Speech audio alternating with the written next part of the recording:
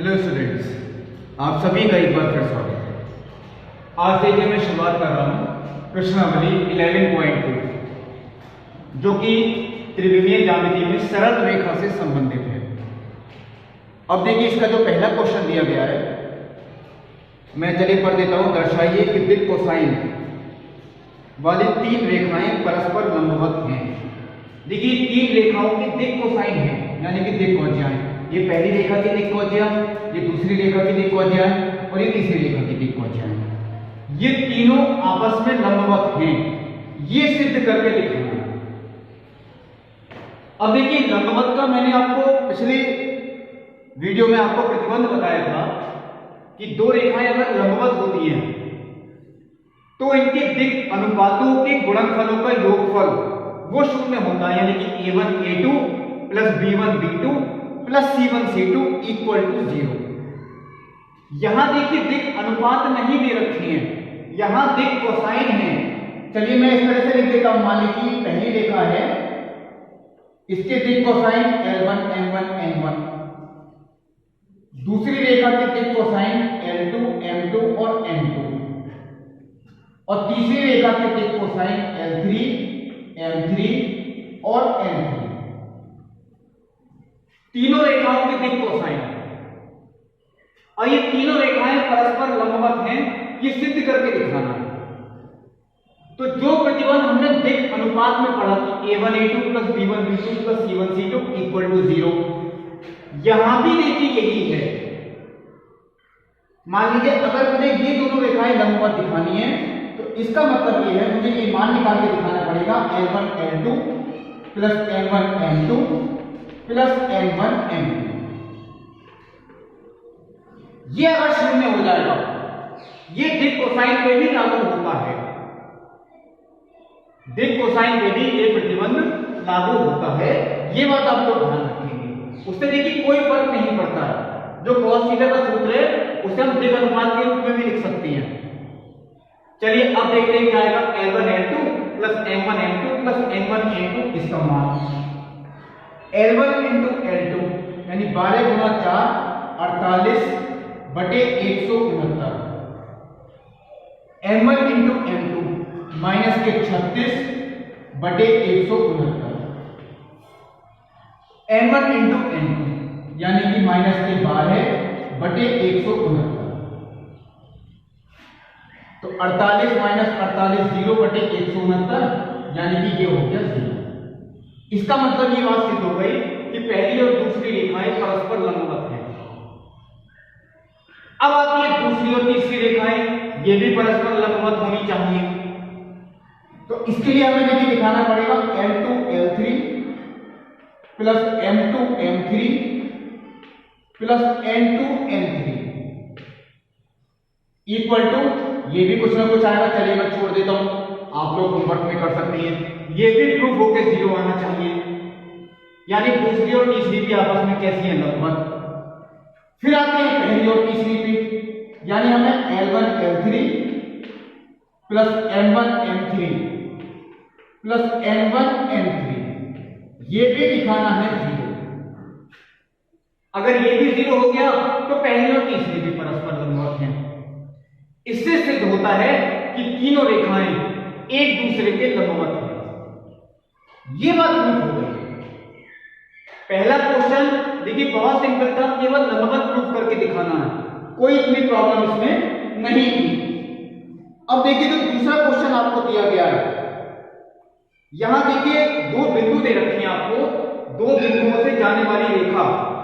मान लीजिए देखिए दूसरा क्वेश्चन ये लिखा है, पहली रेखा देखिए इन दोनों बिंदुओं से होके जाती है 1 माइनस 1 2 3 4 माइनस 4। पहली रेखा तो इन दोनों बिंदुओं से होकर जाती है और दूसरी रेखा जाती है इन दोनों बिंदुओं से 0 3 2 3 5 6।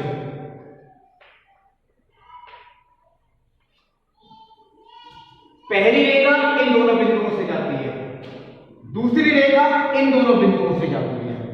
और ये देखिए पहले दोनों बिंदुओं से होकर जाने वाली रेखा बाद वाले दोनों बिंदुओं से होकर जाने वाली रेखा पर लंब है, ये सिद्ध करके दिखाना है। यानी इन दोनों बिंदुओं से जो रेखा जाती है वो इस वाली रेखा के लंबवत है। तो पहले हम इस रेखा के दिक् अनुपात निकालेंगे।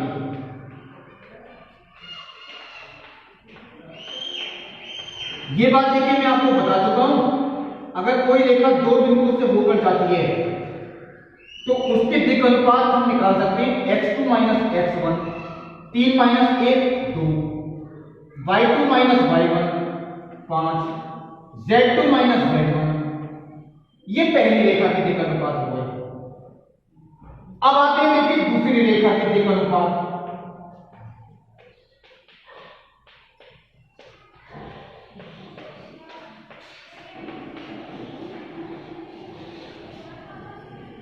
ये क्या आते हैं देखिए, ये भी ऐसे निकालने x2 minus x1, y2 minus y1, z2 minus z1। पहली रेखा के दिक् अनुपात, दूसरी रेखा के दिक् अनुपात। चलिए पहली रेखा के दिक् अनुपात को मैं मान लेता हूं a1 b1 c1 और दूसरी रेखा के दिक् अनुपात को मैं मान लेता हूं a2 b2 और c2। अगर ये दोनों रेखाएं परस्पर लंबवत हैं, इसका मतलब ये होगा, जो मैंने आपको देखिए बेसिक कॉन्सेप्ट वाले वीडियो में बात बताई थी, इसका मान अगर 0 आ गया तो ये दोनों रेखाएं परस्पर लंबवत हो जाएंगी।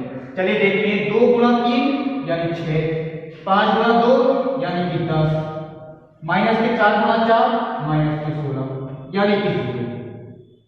इसका मतलब है दी हुई दोनों रेखाएं परस्पर कैसी हैं, लंबवत। बहुत सिंपल है देखिए, लंबवत प्रूफ करना, समांतर प्रूफ करना। अब देखिए अगला क्वेश्चन क्या है। हाँ देखिए अगले क्वेश्चन में क्या दिखाना है कि समांतर होंगी। तो मैं आपको केवल हिंट देता हूं, आपको तीसरे क्वेश्चन में भी देखिए यही दे रखे हैं, इस तरीके के दो बिंदु हैं 4 7 8 2 3 4 और दूसरी रेखा भी दो बिंदु दे रखे हैं -1 -2 1 एंड 1 2 5। तो पहले आप यही करेंगे, पहली रेखा के दिक् अनुपात निकालें बिल्कुल इस तरीके से, दूसरी रेखा के दिक् अनुपात निकालें बिल्कुल इसी तरीके से, और फिर आपको क्योंकि दिखाना है समांतर, तो समांतर के लिए देखिए आपको ये प्रूव करके दिखाना है a1 upon a2 equal to b1 upon b2 equal to c1 upon c2। अगर ये आप प्रूफ करके दिखा देंगे कि ये तीनों बराबर हैं, तो ये दोनों रेखाएं आपस में कैसे हो जाएंगी, समांतर। बहुत सिंपल है, कोई सी प्रॉब्लम नहीं पड़ेगी। ये मैं आपको होमवर्क में देता हूं। अब देखिए जो अगले क्वेश्चन है, जैसे कि चौथा है, पांचवा है, चलिए मैं आपको इसी में से कोई ना कोई बताता हूं। देखिए जो सवाल नंबर 5 आपको दिया गया है, उसमें दो सदिश आपके सामने लिखे हुए हैं, लेकिन भाषा भी देखिए क्लियर है। बिंदु जिसकी स्थिति सदिश 2i minus j plus 4k से गुजरने वाली वह सदिश i plus 2j minus k की दिशा में जाने वाली रेखा का सदिश और कार्तीय रूपों में समीकरण ज्ञात कीजिए। कोई भी सरल रेखा देखिए जिस बिंदु से होकर गुजरती है, जिस बिंदु से, वो होता है वेक्टर a।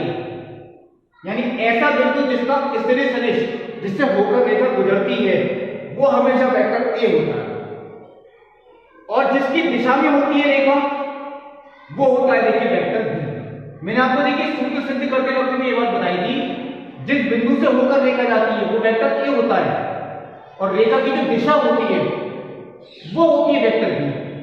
अब इस सरल रेखा का हमें समीकरण निकालना है सदिश रूप में और कार्तीय रूप में। तो पहले चलिए इसका सदिश रूप में ही समीकरण लिखते हैं।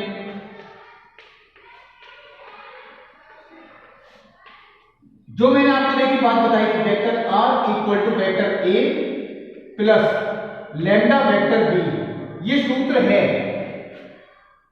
लैम्डा एक अचर राशि है, इसकी जगह में कुछ नहीं लिखना। वेक्टर r व्यापक बिंदु का स्थिति सदिश है, इसकी जगह कुछ नहीं लिखेंगे, यानी कि वेक्टर r ऐसे ही छोड़ेंगे। वेक्टर a का मान वेक्टर a की जगह लिख दिया, यानी 2i माइनस के j प्लस के 4k। Plus lambda into vector B का मान आई प्लस 2j माइनस 3।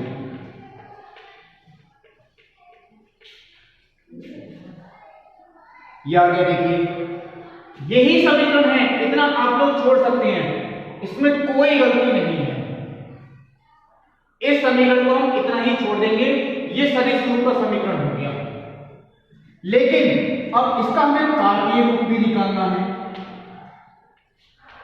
इसे कार्तीय रूप में परिवर्तित कीजिए। तो कार्तीय रूप में देखिए हम सीधा भी कर सकते हैं, जो मैंने सूत्र लिखवाया था x minus x1 upon a equal to y minus y1 upon b equal to z minus z1 upon c। हम सीधा कर सकते हैं, कोई प्रॉब्लम नहीं है उसमें। और नहीं तो मैं पहले लिखूंगा वेक्टर r को xi plus yj plus zk पूरा करके दिखाएं, वो भी बिल्कुल ठीक है। मैं चलिए आपको पहले शॉर्ट मेथड ही बताता हूं।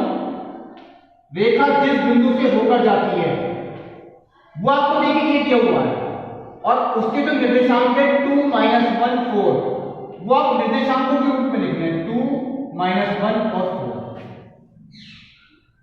रेखा जिस बिंदु से होकर जाती है उसी को हम मानते हैं x1 y1 z1। और जो रेखा की दिशा है वो देखिए आपको इधर रखी है 1 2 माइनस 1, ये इसके दिक् अनुपात हो गए 1 2 माइनस 1, इन्हीं को हम a b c से रिप्रेजेंट करते हैं। अब जो मैंने सूत्र आपको लिखवाया था x minus x1 upon a equal to y minus y1 upon b equal to z minus z1 upon c, ये सूत्र हो गया। x minus x1 upon a equal to y minus y1 upon b equal to z minus z1 upon c। ये सदिश रूप है, ये कार्तीय रूप है, ये बिल्कुल ठीक है। आप सीधा इस मेथड से कर सकते हैं, कोई गलती नहीं है। और नहीं तो दूसरा मेथड हम वेक्टर r को लिखेंगे xi plus yj plus zk equal to i वाले पद एक साथ, j वाले पद एक साथ, k वाले पद एक साथ, फिर लैम्डा का मान निकालें, उनकी तुलना करें, तब भी यही समीकरण आएगी। दोनों ही ठीक है, इसमें कोई आपके मार्क्स नहीं कटेंगे। 14 क्वेश्चन देखिए मैंने नहीं करवाया, वो आप होमवर्क नहीं करें क्योंकि इसमें बिंदु के निर्देशांक भी दिए गए हैं और दिशा भी आपको दी गई है। वेक्टर a का मान i plus 2j plus 3k और वेक्टर b का मान 3i plus 2j minus 2k। कोई देखिए प्रॉब्लम इसमें नहीं है, आप दो कर सकते हैं। अब देखिए जो छठा क्वेश्चन है, उस रेखा का कार्तीय समीकरण ज्ञात कीजिए जो बिंदु से होकर जाती है। बिंदु आपको दे रखा है, देखिए माइनस की 2 4 माइनस 5, माइनस की 2 4 माइनस की 5। और मैंने देखिए आपको यही बात अभी बोली थी, रेखा जिस बिंदु से होकर जाती है वो x1 y1 z1 ही होता है। यानी कि बिंदु x1 y1 z1 से होकर जाने वाली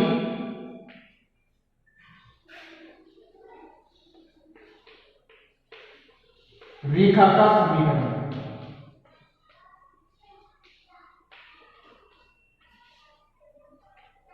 क्या सूत्र है? x minus x1 upon a। अब a इसकी दिशा हमें नहीं है, मतलब दिशा मैंने ऐसे ही छोड़ दी, equal to y minus y1 upon b equal to z minus z1 upon c। देखिए ज्यादातर क्वेश्चंस आपको ऐसे मिलेंगे जिस रेखा का समीकरण निकाल रहे हैं, बिंदु आपको दिया हुआ होगा, दिशा नहीं दी हुई होगी, तो हम दिशा को भी ऐसे ही छोड़ देते हैं।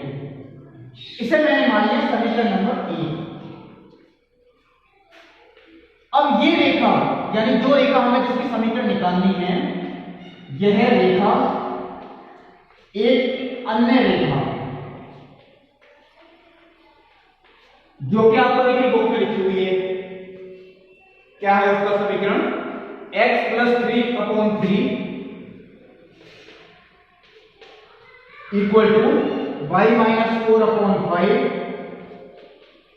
इक्वल टू z प्लस 8/6 के समांतर है। मैंने देखिए शॉर्ट में लिख दिया है, यानी ध्यान से देखें, ये जो रेखा हमें निकालनी है ये इस वाली रेखा के समांतर है, और जब दो रेखाएं आपस में समांतर होती हैं तो मैंने आपको बताया थे उनके दिक् अनुपात समान अनुपात में होते हैं। सीधे आपने कि a इक्वल टू 3 लिख दिया, b इक्वल टू 4 हो गया, c इक्वल टू 6 लिख दिया, वो देखिए उसमें मार्क्स आपका कटेगा। दो रेखाएं जब समांतर होती हैं तो उनके जो दिक् अनुपात हैं वो समान अनुपात में होते हैं, यानी कि a1/a2 equal to b1/b2 equal to c1/c2। यही समांतर का प्रतिबंध है। अब ये तीनों इक्वल हैं तो चलिए मैंने इसे इक्वल टू लैम्डा मान लिया। लैम्डा एक अचर राशि है। इसका मतलब क्या है, अगर मैं a/3 इक्वल टू लैम्डा रखता हूं तो a is equal to 3 lambda, b/5 is equal to lambda तो b is equal to 5 lambda, c/6 equal to lambda तो c is equal to 6 lambda. a is equal to 3 lambda, b is equal to 5 lambda, c is equal to 6 lambda। ये a b c के मान ये हम इसमें रख देंगे। अब हम लिखेंगे रेखा का समीकरण।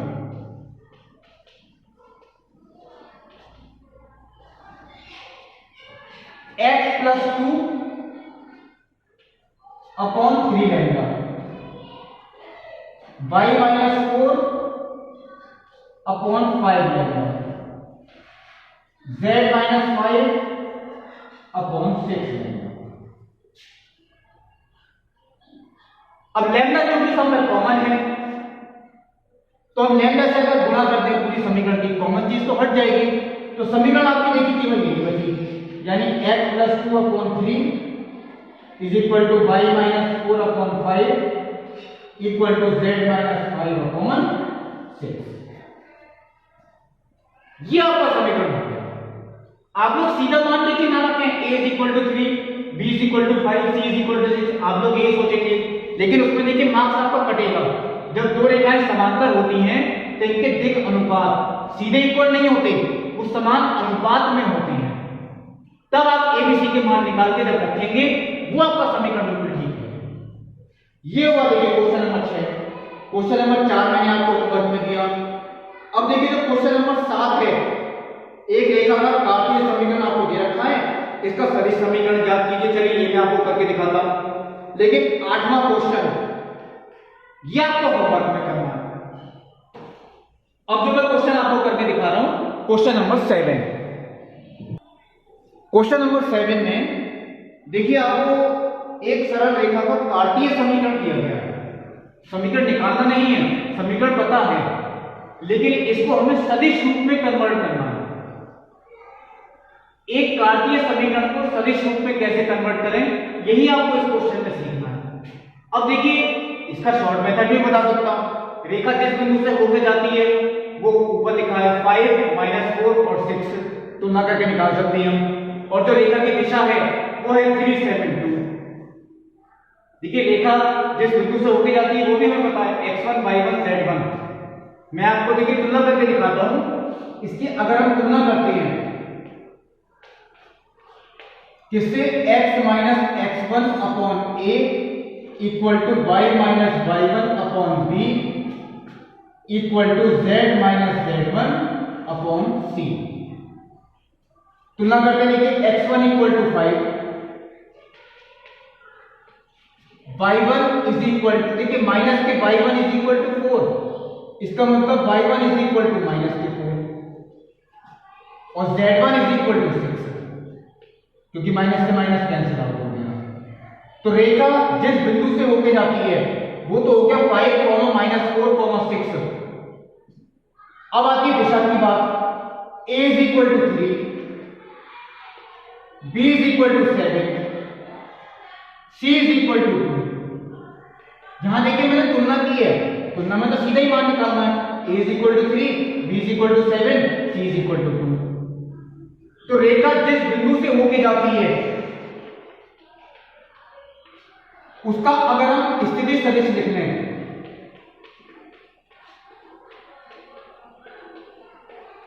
यानी कि वेक्टर ए इक्वल टू, देखिए बिंदु कौन सा है, 5 माइनस 4 6, तो 5i minus 4j plus 6k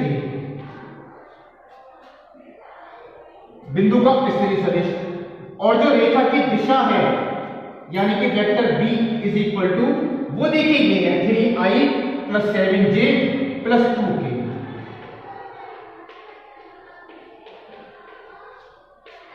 अब जो आप सूत्र पढ़ चुके हैं, समीकरण सदिश रूप में vector r equal to vector a plus lambda vector b, यानी कि vector r is equal to vector a का मान 5i minus 4j plus 6k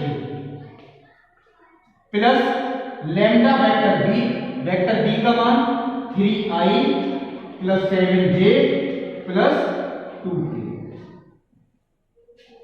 ये हो गया कार्तीय रूप को सदिश रूप में कन्वर्ट करना। पहले मैंने आपको देखिए बताया था इससे पिछले क्वेश्चन में सदिश को कार्तीय रूप में कन्वर्ट करना, इसमें मैंने आपको बता दिया कार्तीय रूप को सदिश रूप में कन्वर्ट करना। ये इसका शॉर्ट मेथड ही है, हम इसे चाहे लॉन्ग मेथड से भी कर सकते हैं। कैसे? अगर हम इसे इक्वल टू लैम्डा माने तो x का मान निकल के आएगा 3 लैम्डा प्लस 5, y का मान निकल के आएगा 7 लैम्डा माइनस 4, z का मान निकल के आएगा 2 लैम्डा प्लस 6। वेक्टर r कितना होता है, xi plus yj plus zk। x y z के मान रख लें तब भी उत्तर यही निकल के आएगा। उससे भी कर सकते हैं, चाहे तो शॉर्ट मेथड से भी कर सकती हैं, दोनों बिल्कुल ठीक है। देखिए कोई मार्क्स आपके नहीं कटेंगे। अब देखिए जो क्वेश्चन नंबर 8वां मैंने आपको चलिए होमवर्क में ही दिया, दो बिंदुओं से गुजरने वाली रेखा का सदिश और कार्तीय रूपों में समीकरण ज्ञात कीजिए। दो बिंदुओं से गुजरने वाली रेखा, पहला बिंदु देखिए आपका कौन सा ले रखा है, मैं चलिए लिखता हूं यहां पे 3 माइनस के 2 माइनस के 5, यह आपका पहला बिंदु है। और दूसरा बिंदु है 3 माइनस के 2 6। पहला बिंदु x1 y1 z1, दूसरा बिंदु x2 y2 z2। दो बिंदुओं से जाने वाली सरल रेखा का समीकरण, और वो भी देखिए सदिश और कार्तीय रूप दोनों में निकालना है। तो देखिए दो बिंदु आपको दे रखे हैं, आप लोगों ने इसका कार्तीय रूप का जो समीकरण है वो पहले वीडियो में आपने देखा था। मैं इसका सूत्र लिखता हूं x minus x1 upon x2 minus x1 equal to y minus y1 upon y2 minus y1 equal to z minus z1 upon z2 minus z1। दो बिंदुओं से जाने वाली सरल रेखा, चलिए मान में मैं रख देता हूं। इस वाले x y z के लिए कभी कुछ नहीं लिखेंगे, x1 का मान 3 बटे, चलिए मैंने छोड़ दिया है, y के लिए कुछ नहीं लिखना, y1 का मान माइनस के 2 तो माइनस माइनस प्लस के 2, z1 का मान देखिए माइनस के 5 तो माइनस माइनस प्लस के 5 बटे x2 माइनस x1, ये इसकी दिशा है। x2 माइनस x1 तो 3 minus 3 0, y2 minus y1 minus के 2 प्लस के 2 0, z2 माइनस z1 6 और 5 कितना हो गया 11। ये समीकरण होगा इसमें। हम लोग चाहे तो इसे 11 से भाग भी कर सकते हैं, 0 0 बन आ जाएगा, कोई फर्क नहीं पड़ेगा उससे, चाहे तो इतना भी छोड़ सकते हैं। ये इसका देखिए कार्तीय रूप में समीकरण होगा। लेकिन अगर आपको अगली बात कहते हैं कि इसका सदिश रूप में भी समीकरण निकालिए, या तो इसी को आप सदिश रूप में कन्वर्ट कर दें जैसे मैंने किया। कार्तीय रूप को सदिश रूप में कन्वर्ट करना यह आपसे आता है, और आप चाहें तो सीधा सूत्र भी लगा सकते हैं। क्या सूत्र है? Vector r equal to vector a plus lambda vector b minus vector a। ये था दो बिंदुओं से जाने वाली सरल रेखा, सदिश रूप में यहां पहला बिंदु वेक्टर ए है, दूसरा बिंदु कौन सा है, वेक्टर बी। ये बात ध्यान रखें, इस वाले सूत्र में पहला बिंदु वेक्टर ए है, यानी 3i minus 2j minus 5k, 3i minus 2j minus 5k plus lambda into vector B minus vector A, vector B यानी 3i minus 2j plus 6k minus vector A 3i minus 2j minus 5k। क्या आएगा minus करके, मैं वैसे लिख देता हूं, देखिए 0i plus 0j plus 11k। यह आपका कार्तीय वो सदिश रूप हो गया। आप इसको भी कन्वर्ट कर सकते हैं और पूरा नई सदिश के सूत्र लगा सकते हैं, दोनों में कोई डिफरेंस नहीं होगा। आप लोग देखिए दोनों चीज सीख चुके हैं, कार्तीय को सदिश रूप में कन्वर्ट करना और सदिश को कार्तीय रूप में कन्वर्ट करना। यही आपको आना भी चाहिए, देखिए बहुत इंपॉर्टेंट चीज थी ये। अब देखिए जितने क्वेश्चंस हैं ये कि निम्नलिखित रेखा युग्मों के बीच के कोण ज्ञात कीजिए, बहुत सिंपल क्वेश्चंस हैं ये। चलिए मैं आपको इनमें से कोई ना कोई क्वेश्चन करके दिखाता हूं। देखिए दो रेखाओं के मध्य कोण वो किसी भी रूप में आपसे पूछा जा सकता है, सदिश रूप में भी और कार्तीय रूप में भी। मैं आपको दोनों का ही एक पार्ट बताता हूं। ये दोनों रेखाएं आपको देखिए सदिश रूप में दी गई हैं, vector r equal to vector a plus lambda vector b, vector a plus lambda vector b। लेकिन क्योंकि दोनों की दिशाएं देखिए अलग अलग हैं, इसमें एक मानी जाएगी वेक्टर b1 और दूसरी मानी जाएगी वेक्टर b2। मैं यहां लिख भी देता हूं, देखिए वेक्टर b1 का मान वो ये हो गया 3i plus 2j plus 6k,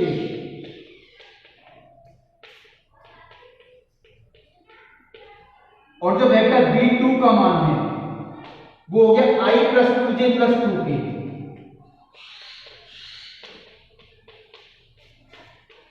ये बात आप लोग देखिए ध्यान रखें, जिस बिंदु से रेखा जाती है कोण निकालते वक्त उसकी कोई जरूरत नहीं होती है, हमें सिर्फ उसकी दिशा चाहिए, और दिशा होती है जो कि अचर राशि के जो साथ वाला वेक्टर है वो दिशा होती है, यानी वेक्टर b1 और वेक्टर b2। अब देखिए जो मैंने आपको सूत्र लिखवाया था cos theta is equal to vector b1 dot vector b2 बटे magnitude of vector b1 magnitude of vector b2 equal to कितना आता है, चलिए वैसे ही देख लेते हैं। Vector b1 dot vector b2 3 गुणा 1 यानी 3, 2 गुणा 2 यानी 4, 4 और 3 7, 7 और 12 19 बटे वेक्टर b1 का मापांक वर्गमूल के अंदर 9 और 4 13 और 36 49 और वर्गमूल के अंदर वेक्टर b2 का मापांक 4 और 4 8 और 1 9।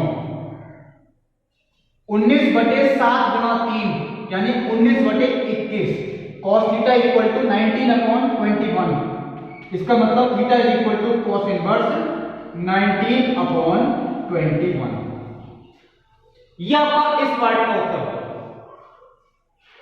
अब देखिए यही चीज अगर हमें सीखनी है कार्तीय रूप में, तो ये देखिए पहले रेखा की दिशा a1 b1 c1 और ये है a2 b2 c2। यही चीज है देखिए वेक्टर b1 जो था वो यही हो गया 2i plus 5j minus 3k और vector b2 minus i plus 8j plus 4k। लेकिन चलिए मैं आपको कार्तीय रूप में बता देता हूं, मैंने इसका सूत्र भी लिखवाया था cos theta is equal to a1 a2 plus b1 b2 plus c1 c2